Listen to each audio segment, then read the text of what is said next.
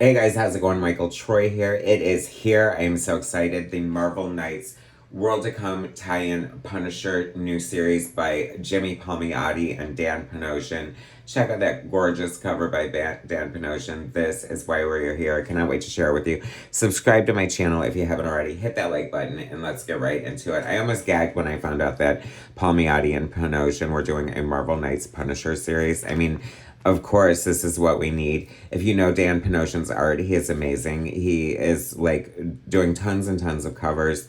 They are all stunning, gorgeous. He's a master colorist and digital painter, and I don't know how he does it, but it is amazing. And I've been wanting to see some interiors from him. I know that I think there's some like Vegas or mob sort of oriented book that he did that is out there that I need to scoop up. But in the meantime, I am treated by this, and it paid off in spades. It is so good. I don't know. I think this is a mini series, probably 4 issues. It does tie into the World to Come miniseries, which I'm on the fence about. I'm not super into it, but I think this exists by itself just fine without reading that. So it's just as enjoyable. Written by Jimmy Palmiotti, penciled, inked, colored by Dan Panosian, lettering by Richard Starking, and Comic Crafts Tyler Smith. It's so funny. If you watch my channel, you know I'm not a huge fan of tons of text like this in a comic book because I'm like, if I wanted to read a novel, I'd read a novel. But this intro is from the POV of the Punisher, and it sets the tone for the voice of Frank Castle as he exists within this storyline, and I absolutely love it. Like I feel like Punisher is kind of like Batman or Superman or Spider-Man. Like he kind of lends himself well to being, you know, in different scenarios and different, you know, variations of the character. And I love this version. It's so much fun. The art is so gorgeous. It's pulpy. It's like beautiful. Dan Panosian is like equally as talented as interesting as his art career. If you know, you know, he started out basically doing a really good impersonation of Rob Liefeld, being discovered by the Extreme Studios talent search and working sort of like as a Liefeld house style on, you know, the books that Rob was publishing at the time. And he like showed so much potential. He, you know, master crosshatcher, kind of fell into inking a lot, and then decided at some point in his career to like just learn his craft and really glow up his art. And this is the biggest glow up in probably comic book art history.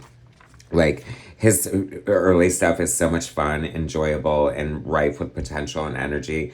But this is just like a master here. This is so good. I mean, I guess he's been in the industry for decades at this point. So, you know, living legend. I was really surprised because I feel like his covers are always so concise and tight and perfect, just like flawlessly executed. And it was fun to see the interiors because the caricatures face, and I slipped and said caricatures, but they almost borderline on caricature. It's like I'm almost seeing like a little bit of Jack Davis, like from Mad Magazine, and I really love it. Like it couples so well. Like it's not so cartoony, but neither was Jack Davis, right? Like they almost look like based on real people at some time. This is just stunning. Like his color choices are amazing. The story flows so well and it's fun. It's surrounded by Frank.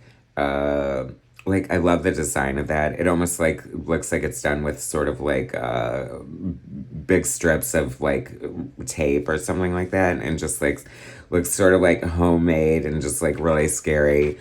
It's so weird. Like I just love the Punisher. Like I love the Red Band book that just came out. Reviewed it. See some of this. Like the action is amazing. The story is great. There's this like Z drug that is like the zombie drug that turns people into influential, I don't know, monsters, basically. Look at the zipatone that he's using sporadically throughout. I say sporadically, but I'm sure there's intention and purpose, and it just always looks so much fun. I love speed zipatone. The screens Just adds like such a great texture. It's funny because some of this, like I said, like borderline on caricature, and some of it gets a little cartoony, but in a Simon Bisley kind of fashion. You know what I mean? Like Lobo esque. And this, oh my gosh, how cool is that? IML Zombie. I just love this so much. You guys obviously are gonna pick this up because it is like the most amazing book that we knew it would be. I adore Jimmy Palmiotti's writing. I think he just writes a hella good, fun, entertaining story that always feels intricate but light at the same time. Like you never feel lost. Like you always feel entertained, and he just seems to handle the dialogue so well. See, this like made me think of like Al Pacino right away. Like I feel like this has to be Al Pacino.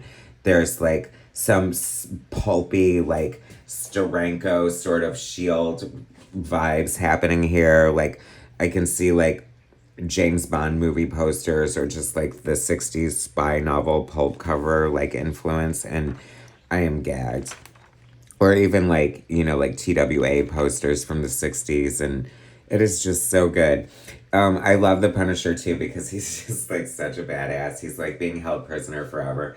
I always love that too, that like they've had millions and millions of adventures. Like if you look at all the different like titles and guest appearances and miniseries and whatnot over the years, and he's being held hostage here for basically like 4 months, and I'm just like, Jesus Christ, like 4 months out of his life he's just like gone, and they're trying to like inject him with this zombie drug, and no good can come from that, and he's like got like has it ever been established that he's like superhuman? Because I'm wondering if this is Marvel Knights, are we supposed to surmise that this is like the Angel Punisher, the Bernie Wrightson one, that I feel like is not looked back upon fondly, but God knows I loved it because I'm that bitch. Anyway, gag for a splash page. It looks amazing. We are off to a great start. That looks so freaking cool.